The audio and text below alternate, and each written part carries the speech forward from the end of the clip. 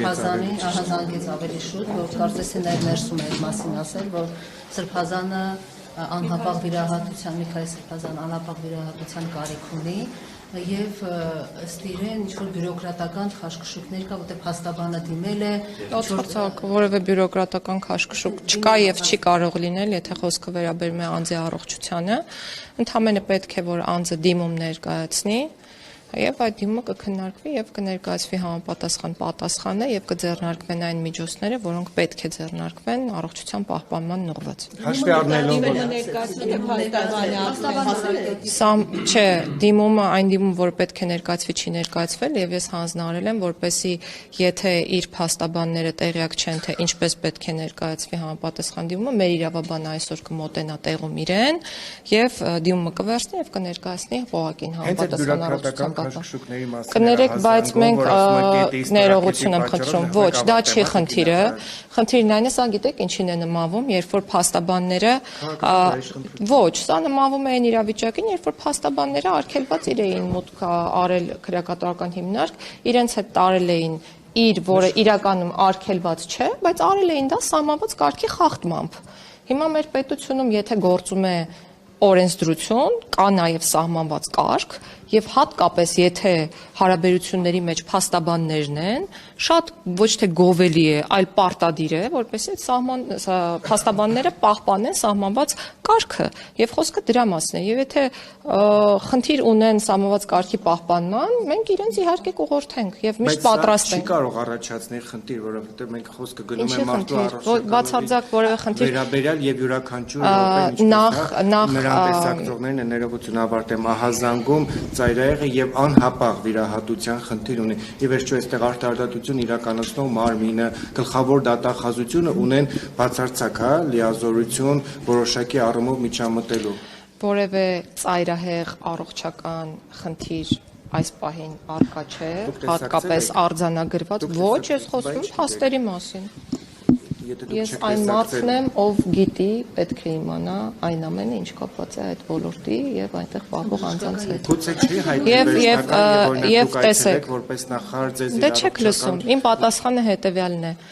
Այն պահին եւ այն ժամանակ, երբ կներկայացվի համապատասխան դիմում, մենք այդ ոչ թե մենք, այլ համապատասխան գերատեսչությունը, դիմումը նախարարությանն էլ չի ուղղված, այլ ավելի առողջապահության նախարարությանն է ուղղված, մեր գործընկերները վստահեցին, որ համապատասխան գործիքակազմը գործի կդնեն եւ անձը կստանա իր համար ցանկալի բժշկական օգնություն եւ սպասարկում։ Մինչ այդ ես ուզում եմ ձեզ տեղեկացնել, որ բոլորի առողջական վիճակը գնահատվում է եւ ըստ էության որևէ սուր խնդիր մինչ այս պահը չի արձանագրվել եւ եւս մեկ անգամ կրկնում եմ, այսօր նրանց եւ նրան կմոտենա համապատասխան իրավաբան, որը քրեակատարական ծառայության իրավաբանն է եւ կպարզաբանի իրավունքը եւ նաեւ կխնդրի դիմում ներկայացնել մեր գործընկերներին դա փոխանցելու նպատակով։ Նրանց այսինքն փաստաբաններին։ Չէ, փաստաբաններին չէ, պատիժ ներողություն, խափանման միջոց կրող անձ։ Այսինքն քաղաքական իշխանությունը չի խոչընդոտել որպեսզի որ մենք որևէ խնդիր ցանկացած անձի առողջությունը իրականում պետության հոգացության ներքո է, ով գտնվում է անազատության մեջ։ Այսինքն անկախ նրանից թե այդ անձը ով է, մենք որպես պետություն պարտավոր ենք հոգ տանել առողջության մասին։ Տիկին նախարար, դա ուղղակի եւ ուղղակի աբսուրդային եմ համարում նման մանիպուլյացիոն ձևակերպումներ պարունակող հայտարարությունները եւ նաեւ պարոն Դանիելյանը շատ շուտ լքեց մեր քննարկումը ցավոք սրտի ես հիմա պետք է լքեմ որովհետեւ այլ հանդիպում ունեմ բայց այս հանդիպումը նախաձեռնվել էր հենց իր խնդրանքով Մենք հասցրինք այլ շատ կարևոր հարցեր նաև առանց իրեն քննարկել, բայց ինքը հանդիպումների դահլիճը լքեց այն ժամանակ, այո, երբ որ այդ հարցը բարձրացրեց վերջում եւ գնաց։ Իհարկե սկզբից ներկա է եղել եւ մասնակցեց որոշակի առումով քննարկմանը։ Ասում եք, որ յուրաքանչյուրի առողջությունը ձեր ուշադրության ներքո ովքեր ջաղերից այն կողմ են գտնում։ Այդ դեպքում այդ 23 մահերը 1 տարվա ընթացքում վիճակագրությունը ինչի՞ Ես բազմաթիվ անգամներ ասել եմ, որ դա խիստ մտահոգիչ է, բայց այսօր մենք վիճակագրությունը կրկին ներկայացրինք եւ տեսանք, որ ամենաշատ մահերը 30 եւ ավել նույնիսկ որոշ տարիների ընթացքում գրանցվել են 2014-ից 16 թվականների ընթացքում։ Սա ամենևին ինչ որ փաստարկ չէ, որը միտված է ասելու, թե մահերը քիչ են, ոչ, մահերը շատ են, եւ մահերը ունեն տարբեր պատճառներ, դրանցից 8-ը ինքնասպանություններ են, հիմնական մասը հոգեկան առողջության հետ կապված խնդիրներ ունեցող անձանց կողմից, 8-ը տեղի է ունեցել քաղաքացիական հիվանդանոցներում, այսինքն առողջական վիճակի վատթարացման հետևանքով նրանք տեղափոխվել են համապատասխան բուժ հաստատություններ, սակայն նրանց կյանքը հնարավոր չի եղել փրկել, իսկ մյուս մասի հետ կապված էլ իհարկե բոլոր դեպքերում են հարուցվում քրեական գործեր, բայց եւս կարող եմ ասել, որ հիմնականում կամ առավելապես կապված են եղել առողջական որոշակի խնդիրների հետ։ Ինչ քննարկեցինք այսօր։ Քննարկեցինք, որ անհրաժեշտ է ավելի արագացնել կառավարության 825-ն որոշման փոփոխությունների կատարումը, ինչու եմ ասում արագացնել, որովհետև որ սահմանում է պատժի կրման եւ կալանքի կրման հետ անհամատեղելի հիվանդությունների ցանկը։ Մենք դա փոփոխում ենք ու առողջապահության նախարարության գործընկերների հետ բավական մեծ աշխատանք արդեն արել ենք այն հանձնաժողովների ձևավորման փոփոխության մասով, որոնք ոլորտում գործում են եւ փորձելու ենք այնպիսի մոտեցում ունենալ, որպեսզի այն դեպքերում, երբ առանձին հիվանդությունները չեն անհատում այն շեմը որոնք համապատասխանում են կոնկրետ հիվանդությանը, այդ ցանկում նշած, հնարավոր լինի գնահատել նաև հիվանդությունների համակցությունը, որպեսզի այդ համակցության առկայության դեպքում անձինք կարողանան հավակնել չկրել պատիժը կամ խափանման միջոցը։ Եվ մենք հարցել տեսեք երեք Նիկոլ Փաշինյանն այսօր շարունակելով թեման ասաց, որ մահվանների հետ կապված մի հարց ունեմ, տամ հետո նոր անցնենք այդ թեմային։ Այս մահվան դեպքերի հետ կապված Տիկին Գայլյանը մեզ հասած տեղեկություններով մահվան դեպքերից մեկով, իսկ ինքնասպանության 2 դեպքերով անձնիկ ունեցել են առողջական խնդիրներ, բարձրաձայնել են այդ մասին, ահազանգել, սակայն պատշաճ բուժօգնություն չի ցուցաբերվել։ Դուք այս սցենարը բացառում եք, որ կալանավոր կամ ազատազրկված խնդրի մասին ասի։ Ես որքանով որ ինձ է զեկուցվում եւ ես խնդիր չունեմ մտածելու, որ զեկուցվում է սխալ, յուրաքանչյուր կոնկրետ դեպքի պարագայում առողջապահության նախարարության մեր գործընկերները շատ հրատապ արձագանքում են։ Եվ նման իրավիճակներ չենք ունենում, որ մեր գործընկերները հապաղեն բժշկական օգնություն ցուցաբերելիս։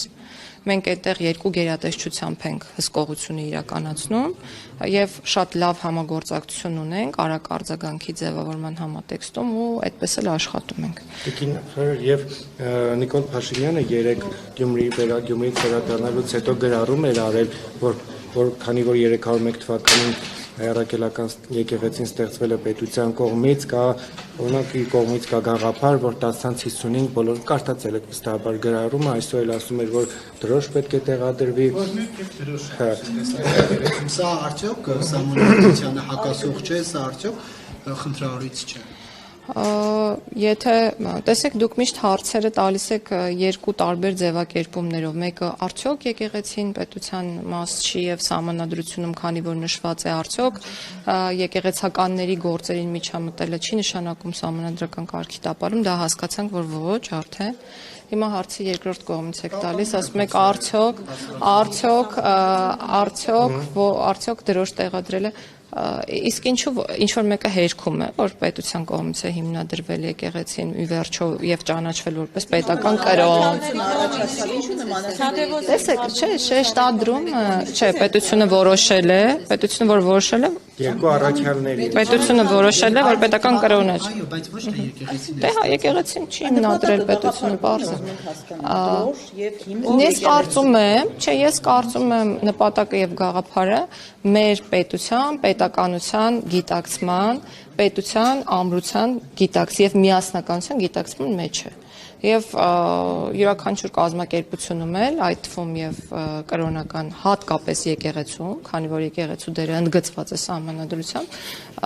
ինչու չեն կարող լինել Հայաստանի Հանրապետության դրոշները եւ ինչու չի կարող հնչել Հայաստանի Հանրապետության օրհներգը։ Դուք ինքներդ եք ասում, դա գաղափար է։ Այո, դա գաղափար է, որը հնարավոր է իրացնել եւ գուցե չիրացվի։ Կառավարության նիստերն էլ պետք է տերունական աղոթքով սկսվեն։ Ես նման տեղեկատվության չեմ տիրապետում, բայց դեմ չէի լինի, եթե անկեղծ լինեմ։ Բայց օրինակ ԱԹ-ից նախարար ունեք, ոնց պետք է։ Դե այդ դեպքում ես ասում եմ, ես դեմ չէի լինի եւ պատասխանում եմ իմ փոխարեն եւ քանի որ հարգում եմ այլ անձանց իրավունքները, ես որպես իրավաբան վերջում բարձ է որ ինչ որոշման կողմնակից կլինեն։ Չէ, հակառակն եմ ասում, քանի որ կան մարդիկ, որոնք ունեն այլ կողմնորոշում կրոնի եւ հավատքի հետ կապված, իսկ մեր երկրում գործում է ազատության իրավունքը, կրոնի, խղճի, մտքի, դավանանքի եւ այլն, ես այդ իրավունքի պաշտպանության կողմնակիցն եմ միշտ։ Եվ Տիկին Գալյան, կներեք, այնինչ տեղի ունեցավ, հեսա վերջացնում ենք 7 վերք եկեղեցում, պատարակի նախորդ օրը դռները այսպես ասած պլոմվեցին, որևէ մեկի մուտքը թույլ չէին տալիս հոգևորականներից Շիրակի թեմի հետո տեսնում ենք, որ եկեղեցու ամբողջ դռները պետական պապանցյան ծառայությունների կողմից վերահսկվում էր եւ միայն մեկ տեղից օրինակ հնարավորություն կար եկեղեցի մտնել։ Այս ամենը արդյոք խնդրահարույց չէ գնալ եւ տվյալ հոգևորականին ասել քո սպասավորման վայր մի մտի, դա նույնն է, որ կան նախարարություն եւ չթողեն ձեզ մտնել նախարարություն եւ ինչ որ մեկը ձեր փոխարեն նախարարի պարտականություններ կատարի։ Իսկ ինչի մենք հետհայաց չենք նայում դրան նախորդող իրավիճակին։ Այսինքն, եթե հնչում են ինչ-որ արտահայտություններ, որ թույլ չի տրվելու պատարակ իրականացնել եւ ժողովուրդը հնարավորություն չի ունենալու իրացնել իր իրավունքը մասնակցել պատարակին, մենք խոսում ենք այն երևույթի մասին, որը միտված է այդ խնդիրը կամ հնարավոր խնդիրը չեզոքացնելուն։ Իմ պատասխանը դա է։ Եկեք բոլոր երևույթներին նայենք ճիշտ եւ ըստ ժամանակագրական հաջորդականության։ Իսկ այն քաղաքացիներին, որ բռնի ուժ կիրառելով հանում են դուրս, ինչ է նրանք կաթողիկոսի անունն են հնչեցնում պատարակի ժամանակ։ Կարծում եմ, որ հասարակական կարգի պահպանման պատասխանատուներ կան, ես չէ որ պետք է գնահատեմ իրենց գործողությունների իրավաչափությունը, եթե դրանք հատում են իրավաչափության սահմանը, վատ է, եթե չեն հատում եւ միտված են հասարակական կարգի պահպանմանը, լավ է։ Տիկին Գալյան, ներողություն, իսկ այդ դեպքում ինչպես է ստացվում, որ Գարեգին երկրորդ կաթողիկոս գոռացողը հասարակական կարգ խախտող, իսկ նույն եկեղեցում կտրիչը կաթողիկոս չէ, գոռացողը հասարակական կարգ խախտող չէ։ Կրկնում եմ, այն բոլոր գործողությունները, որոնք իրապես միտված են հասարակական կարգի պահպանմանը, դրական եմ գնահատում, այն գործողությունները, որոնք միտված չեն կամ ենթադրում են լիազորությունների չարաշահում, վատ եմ գնահատում։ Հիմա կներեք, Փաշինյանը չի չարաշահում լիազորությունները, հաշվի առնելով, որ Սահմանադրության պետությունն ու եկեղեցին անջատ են, թելադրում է, որ եկեղեցուն պետք է հնչի օրհներ եւ պետք է դեպի դրոշ։ Դուք ինքներդ նոր նշեցիք, որ մի գաղափարով է կիսվել եւ գաղափարով կիսվելը դեռ թելադրել չի նշանակում։ Ես առաջարկում եմ, երբ որ կնկատեք որևէ թելադրանք ապագայում, նորից այս հարցը բարձրացրեք։